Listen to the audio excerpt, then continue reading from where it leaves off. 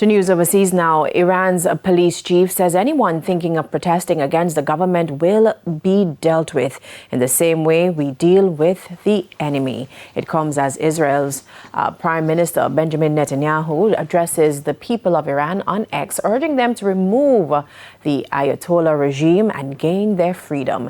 In the meantime, the Israeli military